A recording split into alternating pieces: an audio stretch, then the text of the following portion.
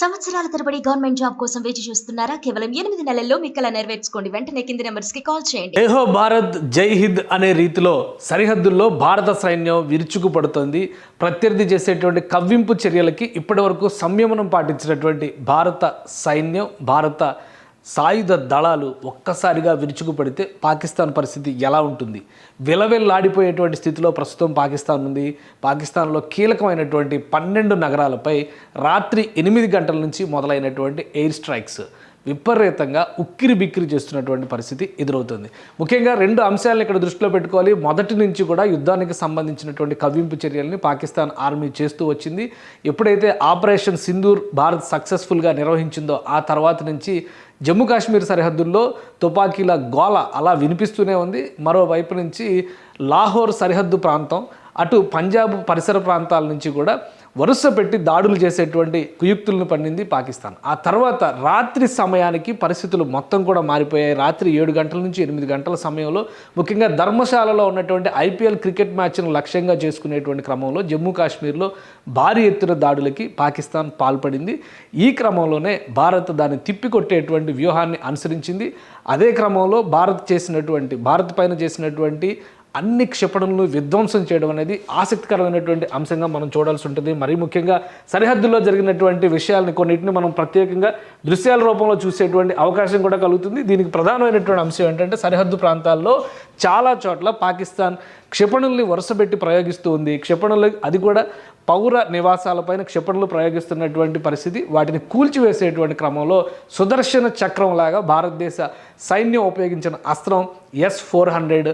ఈ S-400కి సంబంధించినటువంటి missile destroying వ్యవస్థలు సమర్థంగా పనిచేశాయి.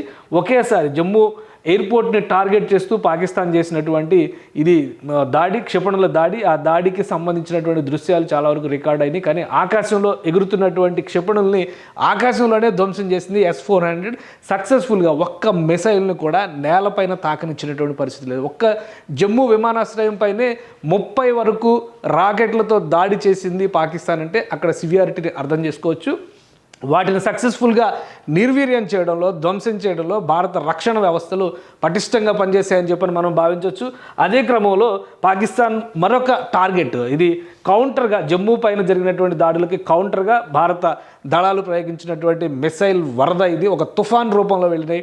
ఒకటి కాదు ఒక్కొక్క నగరాన్ని టార్గెట్ చేస్తున్నటువంటి ప్రయోగాలుగా వీటిని మనం చూడాల్సి ఉంటుంది. ముఖ్యంగా ఇండియాకి సంబంధించి ఎక్కడ కవ్వింపు చర్యలు జరిగినప్పుడు కూడా, ఇది జైసల్మీర్ ప్రాంతంలో జరిగినటువంటి దాడి ఒకటి కాదు, వరుసగా దాదాపుగా 2500 కిలోమీటర్ల మేర పాకిస్తాన్తో ఇండియాకి బార్డర్ ఉంది. ఒకసారి దాన్ని కూడా అనలైజ్ చేసేటువంటి ప్రయత్నం చేద్దాం. ఇండియాకి ఉన్నటువంటి బార్డర్ని ఉపయోగించుకునే పాకిస్తాన్ విరుచుకుపడేటువంటి ఒక వ్యూహాన్ని రచించింది. ఆ క్రమంలోనే భారతదేశానికి సంబంధించినటువంటి సరిహద్దులో ఇక్కడ చూస్తే కనుక మనం క్లియర్ పిక్చర్లో చూస్తే ఇది గుజరాత్ నుంచి మొదలయ్యేటువంటి ప్రదేశాలు. గుజరాత్ నుంచి మొదలైతే కనుక ఇక్కడ జమ్మూ కాశ్మీర్ వరకు ఉన్నటువంటి సరిహద్దులు మొత్తం కూడా, అయితే ఇక్కడ ఆక్రమిత కాశ్మీర్లో ఉన్నటువంటి ఆజాద్ కాశ్మీర్ పరిసర ప్రాంతాల నుంచి చూసినా కానీ ఈ కింద పంజాబ్ దగ్గర నుంచి రాజస్థాన్ నుంచి గుజరాత్ వరకు చూస్తే కూడా దాదాపు 2100 కిలోమీటర్ల సరిహద్దు రేఖ భారతదేశానికి ఉంది. ఒక్క కాశ్మీర్ పైనే కాకుండా వరుస పెట్టి గుళ్ళ వర్షం క్షిపణులను పంపించేటువంటి ప్రయోగం పాకిస్తాన్ నుంచి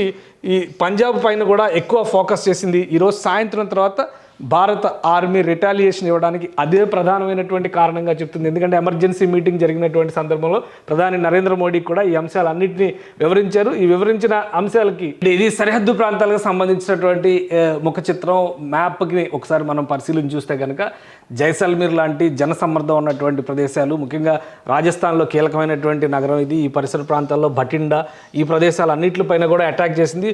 పంజాబ్ ప్రాంతంలో ముఖ్యంగా అమృత్సర్ ఉన్నటువంటి సిక్కులకి పవిత్రమైనటువంటి అమృత్సర్ స్వర్ణ దేవాలయం గురించి మనకు తెలుసు. స్వర్ణ దేవాలయాన్ని కూడా టార్గెట్ చేయడం, వరుస పెట్టి మిసైల్స్ని ప్రయోగించేటువంటి ప్రయత్నం పాకిస్తాన్ ఆర్మీ చేసింది. ఈ నేపథ్యంలోనే భారత్ కౌంటర్ అటాక్ మొదలుపెట్టింది. 1 కాదు 2 కాదు వరుస పెట్టి క్షిపణుల వర్షం కురిపించింది. మొత్తం 12 నగరాలని పాకిస్తాన్లో ఉన్నటువంటి 12 నగరాలని భారత ఆర్మీ టార్గెట్ చేసింది. ఈ 12 నగరాల్లో కూడా ముఖ్యమైనటువంటి నగరాలను ఒకసారి మనం పరిశీలిద్దాం. ఇక్కడ కీలకమైనటువంటి ఇస్లామాబాద్తో సహా, రాజధాని ఇస్లామాబాద్తో సహా అనేక నగరాలని శివారు ప్రాంతాల్లో ఉన్నటువంటి సరిహద్దుల్లో ఉన్న ఇక్కడ ముజఫరాబాద్, ఆక్రమిత కాశ్మీర్లో ఉన్నటువంటి ముజఫరాబాద్, ఇక్కడ ఇస్లామాబాద్, అలానే పెషావర్, ఇక్కడ చూస్తే కనుక రావల్పిండి, ఇటువైపు లాహోర్, ఈ నగరాలన్నిటిపైన ఫైసలాబాద్, ఇటు చివరి కిందికి వస్తే కనుక కరాచీ దగ్గర నుంచి, కరాచీలో కూడా అటాక్స్ పెద్ద ఎత్తున జరిగినాయి. ఇంకా ఇక్కడ చూస్తే క్వెట్టా, ఈ కీలకమైనటువంటి నగరాలు మొత్తం 12 నగరాలని ముల్తాన్ పైన అటాక్ జరిగింది.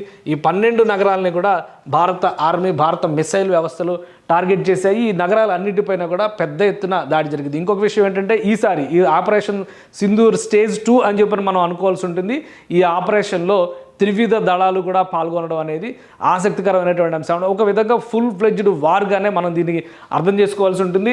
ఎందుకంటే కరాచీలో అటాక్ జరిగినటువంటి క్రమంలో ఐఎన్ఎస్ విక్రాంత్ ఆపరేషన్ మొదలుపెట్టింది. అందరూ కూడా ఐఎన్ఎస్ విక్రాంత్ ఎందుకు మూవ్ చేసింది, భారతదేశం ఐఎన్ఎస్ విక్రాంత్ను ఉపయోగిస్తుందా లేదా అనేటువంటి సందేహాలు ఉన్నాయి. ఇక్కడ ఐఎన్ఎస్ విక్రాంత్ కరాచీ పోర్టు మొత్తాన్ని ధ్వంసం చేసినట్టుగా సమాచారం వస్తుంది. కీలకమైన 12 నగరాలు అంటే ఆయువు పట్టులు పాకిస్తాన్ కని భావిస్తున్నటువంటి ప్రాంతాలు అన్నిటిపైన కూడా భారత సైన్యం దాడి చేసింది. సమర్థంగా పాకిస్తాన్ చేసినటువంటి దాడుల్ని తిప్పికొడుతూ ఈ ప్రతి దాడుల్ని చాలా బలంగా చేసింది. పూర్తి స్థాయిలో అక్కడ ఉన్నటువంటి వ్యవస్థలన్నీ కూడా నిర్వీర్యమైనటువంటి స్థితిలో పాకిస్తాన్ ప్రధాని కూడా పరారైనటువంటి పరిస్థితి, సురక్షితమైనటువంటి ప్రాంతానికి తరలించేటువంటి ప్రయత్నం జరిగినట్టుగా తెలుస్తుంది. లాహోర్ నుంచి ఒక విమానం ద్వారా, ప్రత్యేకమైనటువంటి సైనిక విమానం ద్వారా బహ్రెయిన్ తరలిస్తున్నట్టుగా కూడా ఒక సమాచారం వస్తుంది. సో మొత్తం మీద పాకిస్తాన్కి ఇది కాళరాత్రిగా మనం చెప్పాల్సినటువంటి పరిస్థితి ఉంటుంది. ఒక ఆక్రమిత కాశ్మీర్ దగ్గర నుంచి మొదలైనటువంటి ఈ యుద్ధకాండ పూర్తి స్థాయిలో పాకిస్తాన్ అంతటా కూడా విస్తరించింది. మరొక ముఖ్యమైనటువంటి అంశం ఏంటంటే ఒకవైపు నుంచి భారత ఆర్మీ విరుచుకుపడుతుంటే స్థానికంగా బలూచిస్తాన్ నుంచి కూడా పెద్ద ఎత్తున స్థానిక నగరాల్లో పెద్ద ఎత్తున ప్రతిఘటన జరుగుతున్నట్టుగా సమాచారం వస్తుంది. ఒకవేళ ఇదే నిజమైతే కనుక తెల్లారేపాటికి పాకిస్తాన్ రూపురేఖలు మొత్తం మారిపోయేటువంటి అవకాశం ఉంటుంది. పాకిస్తాన్లో ఉన్నటువంటి నిరంకుశ ప్రజాస్వామ్యం పేరుతో ఉన్నటువంటి నిరంకుశ ప్రభుత్వాన్ని కూలదోయడం, అలానే ఉగ్రవాదులకి స్వర్గధామంగా మారినటువంటి ప్రాంతాలను ఎండగట్టేటువంటి పరిస్థితి వస్తుంది. వ్యూహాత్మకంగా భారత ప్రధానమంత్రి అలానే భద్రతా సలహాదారు అజిత్ దోవల్ కీలక భేటీ నిర్వహించారు. మరోవైపు నుంచి కేంద్ర హోంమంత్రి అమిత్ షా సరిహద్దు రాష్ట్రాలు, పాకిస్తాన్తో సరిహద్దు కలిగినటువంటి రాష్ట్రాల డీజీపీలతో వీడియో కాన్ఫరెన్స్ నిర్వహించారు. సర్వం అప్రమత్తతను ప్రకటించారు. దేశవ్యాప్తంగా ఉన్నటువంటి ఎయిర్పోర్ట్లు అన్నింటిలో కూడా హై అలర్ట్ని ప్రకటించారు. రేపు ఉదయానికి ఏం జరిగినా కానీ అందరూ ప్రిపేర్ అయి ఉండాల్సినటువంటి అవసరాన్ని ప్రకటించారు. ఆదివారం వరకు పంజాబ్లో, ఢిల్లీలో, రాజస్థాన్లో సరిహద్దు గ్రామాలు ఉన్నటువంటి ప్రాంతాలు అన్నింటిలో కూడా విద్యా సంస్థలకి, కార్యాలయాలకి కూడా సెలవులు ప్రకటించినటువంటి పరిస్థితి. అంటే దాదాపు యుద్ధం వచ్చినట్టుగానే భావించాలి. ఇది యుద్ధ సన్నద్ధత కాదు, యుద్ధం వచ్చినట్టుగానే భావించాలి. అధికారిక ప్రకటన లేదు. ఇది ప్రతిదాడిగా జరుగుతున్నటువంటి సమరంగా భావించాల్సినటువంటి అవసరం ఉంటుంది. మరొక ముఖ్యమైనటువంటి అంశం ఏంటంటే ఈ ప్రాంతాలపైన దాడులు జరుగుతున్నటువంటి విధానం, అక్కడ ఉపయోగిస్తున్నటువంటి ఆయుధ సామాగ్రి కూడా నేరుగా లక్ష్యాన్ని ఛేదించే విధంగా భారత సైన్యం ప్రణాళికలను సిద్ధం చేసింది. మొత్తం కూడా టెక్నాలజికల్ వార్ఫేర్ మాత్రమే నడుస్తుంది. ముఖ్యంగా జమ్మూ కాశ్మీర్లో ఉన్నటువంటి వైష్ణోదేవి ఆలయం దగ్గర నుంచి జమ్మూ విమానాశ్రయం వరకు పాకిస్తాన్ పెట్టిన ప్రతి టార్గెట్ని కూడా ఇండియా ఛేదించింది. ఇదొక సక్సెస్ఫుల్, ఫ్రూట్ఫుల్ వార్ఫేర్గా మనం విశ్లేషించాల్సినటువంటి అవసరం ఉంటుంది. భారత రక్షణ వ్యవస్థలు సమర్థంగా పనిచేశాయి. ప్రతిదాడి చేయడంలో అంతకంటే సమర్థంగా వ్యవహరించగలిగాయి. శత్రువు బెబ్బోలెత్తి పలాయనం చిత్తగించే విధంగా ఈ ప్రణాళికలన్నీ కూడా అమలు చేసినట్టుగా కనిపిస్తుంది.